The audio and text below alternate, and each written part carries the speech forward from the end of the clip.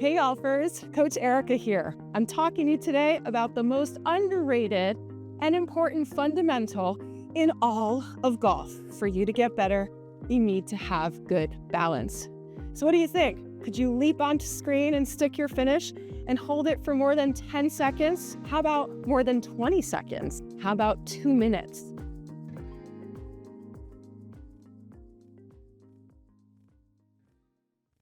I have improved my balance skills significantly over the last few years. I've actually trained using some very special equipment, which I'm going to show you a little bit later, to really improve my ability to have not only better static balance, but dynamic balance, which is really what's happening in the golf swing. We're moving back and forth, we're changing direction, and we're swinging a weighted club that ultimately is pulling against us in space. We have to resist the rotational pull, centrifugal force, momentum, speed of this golf club working around us so that we can stay in control of our center, our low point, and ultimately the strike as the club is flying through the impact zone at upwards of 70 to 100 plus miles per hour, depending on you, the golfer, and the club that you're swinging.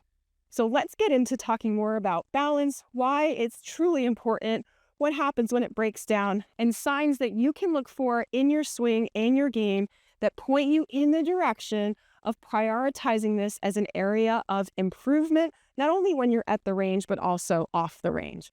All right, let's get into it.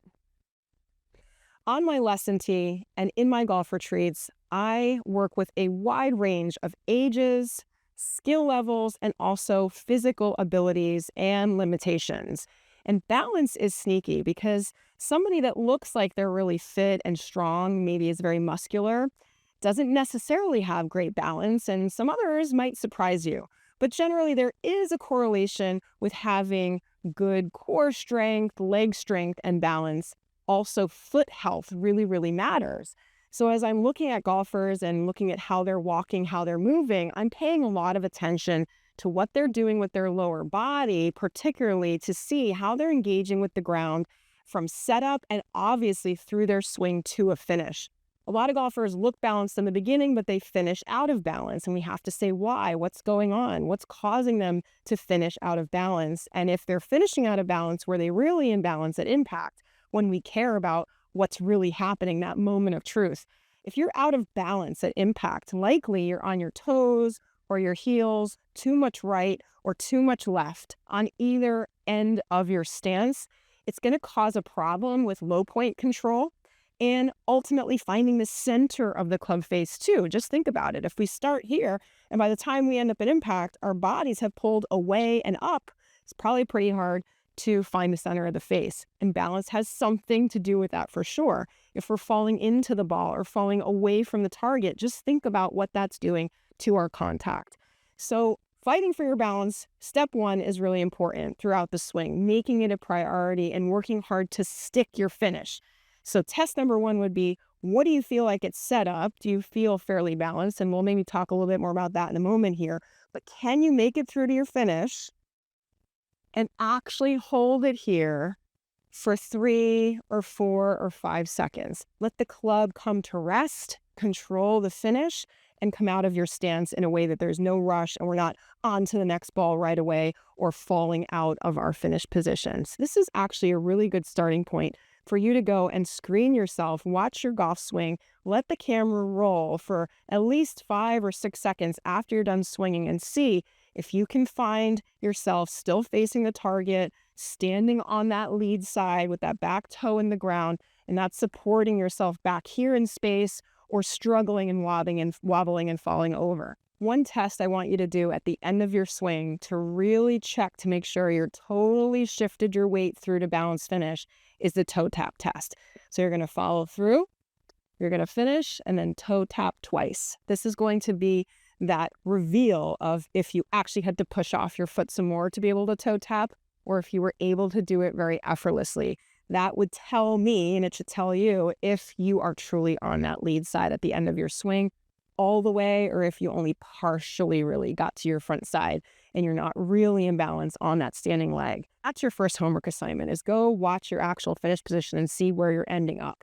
That is a tell-all for sure. Back to the beginning though. Let's have a good foundation to start with, shall we? I think it's important posturally to make sure that when we set up, we have enough hip hinge and our weight is pressured somewhere between even and a little bit more towards the balls of the feet. The reason why is as our chest comes down and our hips come back and we're trying to face a golf ball and hit a golf ball that's on the ground, being on our heels tends to pull our center of mass away from the golf ball. And it's really hard to move in balance when we're on our heels. We don't have balance on our heels. Balance actually comes from your toes, and in particular your big toe, right through your shoe, pressing into the ground and really engaging and clawing the ground to regain your sense of centeredness, even if you move around a little bit while you're making dynamic motion. So at setup, what I really want you to do is take an athletic position. That means soft knees, but not too squatty because now your weight's going to start to go backwards. So soft knees, hip hinge, let your arms hang. This should establish your distance to the golf ball because wherever your arms are hanging, that's where to grip the club. I'm going to face sideways for a second here. So if I stand too far away from the golf ball and I take a good posture, my arms are hanging inside of where the grip is hanging. If I get too close and I do the same trick, if I'm too much this way, right, as well. So if I take a good posture, weight is on the mid to front part of my foot, my toes are engaged with the ground, that's where my arms would hang, that's where I want to grip the club. And this distance between my hands and my body doesn't change depending on what club I swing. I could be holding a driver, or I could be holding a 7-iron or a 7-wood. Just because I have a short club or a long club doesn't mean my distance of my hands to body changes. My posture is the same. My balance position at address is the same. And I'm not all of a sudden standing taller just because it's a longer club or lower because it's a shorter club. Now, there are a few outliers. If you're 6'8" and you have a wedge in your hand, even if it's built to fit you and it's a long wedge, you might bow down a little bit more for a sand wedge. But in general, if you have average height, you shouldn't have a big postural change from wedge to driver. Let your arms hang, hold the club there, find your balance, and let that help dictate how far you stand from the golf ball so that you don't invite being out of balance before you even begin, okay? Now, there's also balance right and left. We want to stay relatively centered or pre-positioning ourselves a little bit on our lead side in anticipation of pushing weight and energy back against that trail foot as we start our backswing. If you're leaning to the right before you begin, in this example, as a right-handed golfer, I might move more off the ball than I want to, or I might have to counterbalance myself and start tipping back to the target way too early. So let's find center by gripping the club out in front of us like this, bowing down. I'm perfectly centered, and now I'm going to just lean very slightly on my lead side so I have room to make a balanced dynamic movement against my right foot so I can come back to my left for full swing. Now, I will say this, if you're chipping or wedging, you might just start and stay on that lead side the whole time so you don't have to move around. That kind of looks like my pivot divot drill from a couple of videos ago. Click the info card there on the screen to go and check out that video because it's a really good one. So if you're truly struggling with balance and you can't move right and left in your swing comfortably without falling over, maybe start there and build your balance just on your lead leg, and then come back and watch the rest of this video. And then we can talk a little bit more about how to move dynamically when we're trying to go multi-directional here and actually go from back leg to forward leg during the swing.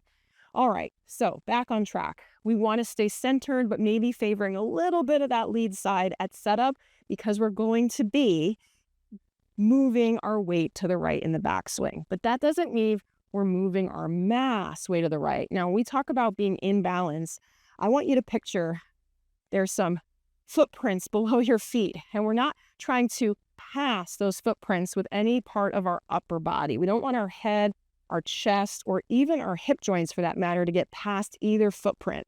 So we want to work inside those footprints, or at least on top of them would be plenty of lateral motion. If you start swaying or sliding with knees, hips, chest, head beyond the shadow of your footprints, we probably have balance issues because just think about it. You don't have leverage from there. If I was to stand on one foot, but then all of a sudden move my knee outside my footprint, I'm going to fall over. So dynamically, even though we have 2 feet on the ground, we're never truly 50-50 at any one point in the swing. We're either moving to the right and then moving to the left. So arguably golf is single leg balance sport because we're dynamically shifting the whole time. So something to think about there. Really working on single leg balance is so important. And again, I'm going to train you a little bit later on how you might look into improving your balance skills with this awesome product here, Slack Block. So more to come. Keep watching.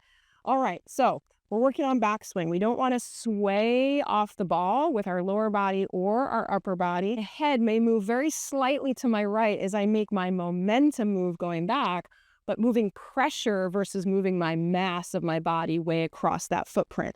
So I'm starting relatively centered with my upper self. My pressure is 60-40 on my lead side. And as I turn and pivot against this right side, I'm probably 80% pressured here, but I'm still relatively centered up top in my upper body without actually leaning to the target quite yet.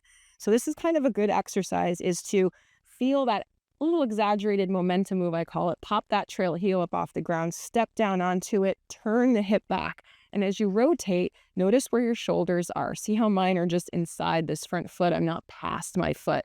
And if you were to look in a mirror or film yourself, you wouldn't see any of your lower body here moving to the side. So as I just stand in place, even if I put this golf club right next to my trail side, if I was to turn, I would turn inside this boundary and not really moving much closer to it. We're talking about building pressure against that back foot to be able to explode going through again and not actually standing on it and tipping over past that footprint. So hopefully you're understanding the difference between building pressure and moving your actual mass of your body. We're not looking to relocate ourselves past that trail footprint. All right, moving on to downswing. As we transition from the top and our loaded trail side here, we're going to be coming back to that lead side. I fall to the left. I talk a lot about this phase of the swing. Falling is different than pivoting. Okay, we fall first, especially for an iron, and then we pivot and open up to the target, at which point that really catapults the club through to this free, true swinging motion, okay? So to do that, we have to shift and land on this front leg before we unwind. And that action of moving laterally takes balance because you have to catch yourself over here, assuming you've actually pushed over. Okay, so as we push over and fall to that front side, I'm catching myself on a soft front leg. I'm not standing on it with a locked leg and I'm not already spun out. That doesn't mean that I'm shifting over.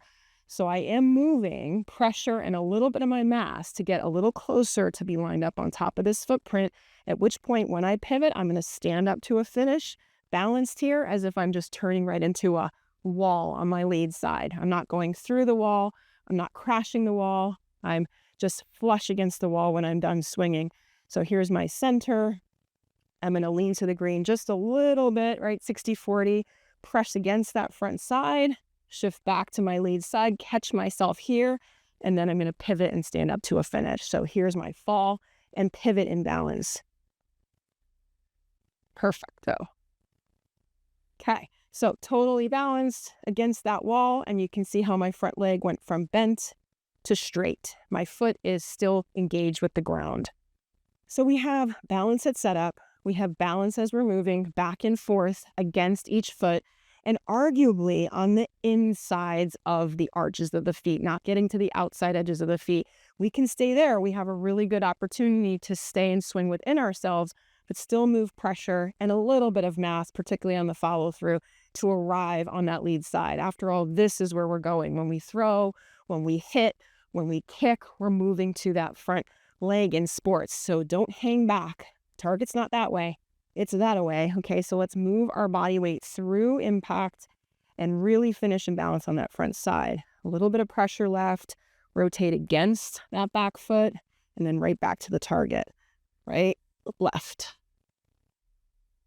So we've talked about how too much lateral motion or vertical motion can certainly compromise your balance and control when you swing. But what about the actual golf club? How are we responding to where we're sending this to move around us in space? If I set up to a shot and I whip the club inside, if I go back with it, I'm on my heels, I'm not going to be able to balance from there. So my instinct as a human is if the mass of the club is behind me, I have to counterbalance that. And now all of a sudden I'm on my toes, lift the club, and then I can't stay here or I'm going to fall into the ball. So what do you think happens from this position? We back up, we find and recenter ourselves. We're amazing problem solvers as humans. So you're going to find a way to compensate for those types of unfortunate movements. So where you put the club in space, your body is going to react to that. And where your body moves your club is also going to react to that. There is certainly a synergistic relationship between the two. They are dependent on each other. So how do we stay in balance? We engage our good posture and rotation around our core and inside our 2 footprints, and we move the club in a neutral plane around us. Because if we start looping it, then your body's going to have to loop around, hence fighting for balance the whole time. That's exhausting. And it's really inconsistent, especially when you add in uneven lies and wind and slippery conditions and all kinds of adversity that we face on the golf course. So hopefully this is making you appreciate the value of neutral athletic posture, good balance to start with, and then ultimately moving the club in a neutral zone around your body. We'll talk more about swing plane in some future videos, but for now, hopefully that makes you think a little bit about if my swing is loopy or if the club is really under or over the plane in some part of my swing, probably going to be fighting harder for my balance and making things more difficult than they need to be. So it starts with good balance. We have to maintain that dynamic balance as we move. And it's not about staying frozen. It's about moving and counterbalancing our rotation and posture and the club ultimately moving around me. So what can we do to upgrade our balance system? Well, first of all, stay in the gym, stay fit, stay moving, stay active. Using your feet, actually waking up your feet when you work out, when you swing is important. Don't just stand there frozen. That's not using our feet. Using our feet and engaging our toes is what gives us better balance. And then you can certainly do dynamic type exercises where you may hold a medicine ball and do some nice wall slams or throw with a partner, and having and carrying more weight or using resistance to pull you off balance more and having to resist that is a really great way of challenging your balance system. Another great training is swinging an orange whip. It's one of my favorite tools because by default, it's a little weighted. It's actually counterweighted. It's whippy. And it is going to challenge you, if you continually swinging it back and forth like this, to stay in dynamic balance. Because if you only swing it in one direction to the finish and you fall over, you can't keep it going. So by default, going back and forth like I'm showing you here in this video is a huge way of tapping into your natural problem-solving abilities to find dynamic balance in your swing. If you don't know what that means, if I keep saying it and you're like, what is she talking about, dynamic balance, just swing the orange whip back and forth 10 or 15 times and you will see what I am saying. If it swings smoothly around you, you're swinging it on plane. If it's swinging evenly with good rhythm and not buggy whipping on you, you're doing it right. It should be just gently swinging above the ground, nice and smooth, back and forth in a way that feels good and even around you. Then you know that you're moving in dynamic balance. We're not losing posture. We're not swaying off the ball. And ultimately, you're getting the club to work on plane neutrally around you. So one of my favorite tools. And last but not least, as promised, here is the slack block. This is invented by Jim Klopman, a good friend of mine now after several years of talking about this product, training with it and integrating it in our golf schools. We train our golfers to use this. We do a balance training program as part of our curriculum now, and Jim and I are working on some really cool content to bring to you in the future. So go follow Slack Bow Balance and check out this product, which is called the Slack Block. Get yourself one and start to train on it. This is probably the single best thing you can do to work on improving single leg balance. Cliff Notes version of how to train with this is to simply find a level surface, place your slack block on the ground, take off your shoe and sock. Ideally, we train in bare feet, and then you're going to stand on it just as a first starting point, square on the block, finding that athletic position. Have something near you to hold on to in case you're new at this, and simply lift that back foot off the ground. Relax your arms. See if you can stay standing on this for upwards of 2 minutes straight. The muscles in your feet, in your toes are going to engage. You are going to get stronger over the course of just days, weeks, months, and you'll be amazed at how fatigued your leg, your hip, your ankle will feel after a minute and a half, even if you keep falling off and restarting. So highly encourage you to check out this product. I've gotten so much better at it after working with it for some time consistently. And 2 minutes a day on each foot is a game changer, not just for your golf game, but also for your life, to help you avoid silly falls that could cause further bigger injury. Really important. Falling is the #1 cause of injury with older adults. And so if I can help just a couple of you catch yourself a little bit better if you've trained on this, then hopefully I've done my part besides being your golf coach to help improve your overall quality of life and health. So check out Slack Block. It's incredible. We'll link this in the caption and comments below. So if you have any questions, please reach out to myself or Jim Klopman, owner and inventor of Slack Block. Well, that concludes our balance training session since it's starting to rain. I was just about to wrap up anyway. I hope you enjoyed the information about how balance is such a key fundamental, how to work on it in your setup, how to think about it and work on it in your swing. Try those few tests to see how good or bad your balance is, and then ways to train. This is incredible. Single leg balance on the ground's great too.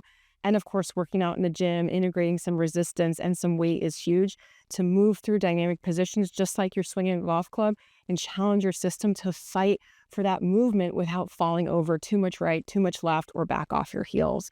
So fight for your balance, keep swinging your true swing. Thanks for watching our YouTube channel. Stay tuned for more videos coming up next week here from your favorite coaches at True Swing Golf. If this glimpse into the retreat sparked something for you, it might be time to join us. We've helped hundreds of golfers just like you find their true swing and fall back in love with the game. Check out our retreat info below or visit trueswing.com to learn more. We'd love to help you get started.